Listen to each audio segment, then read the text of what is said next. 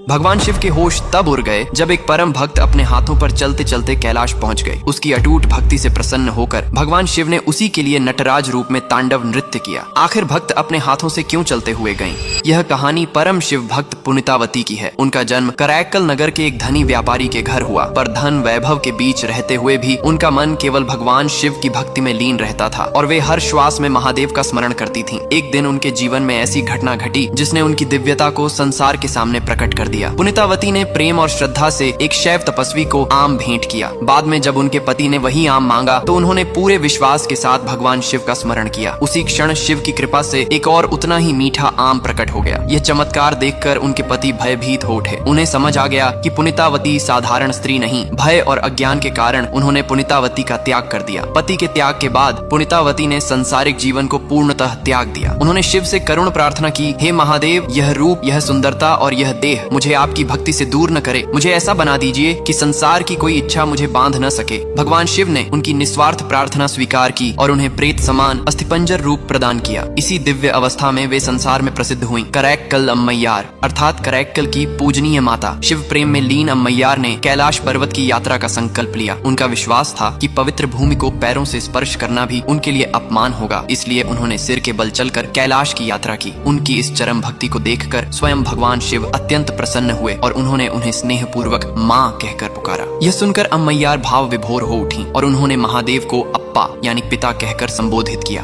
भगवान शिव ने अम्मैयार को वरदान दिया कि वे जन्म मरण के बंधन से मुक्त होकर सदैव उनके आनंदमय नटराज नृत्य का दर्शन करती रहे। अम्मैयार शिव के तांडव का साक्षात दर्शन किया और वहीं से उनके मुख से निकले अमर भक्ति गीत मुथा तिरुपाधिकम, जो आज भी शिव भक्तों की आत्मा को स्पर्श करते हैं। तो बोलिए हर हर महादेव।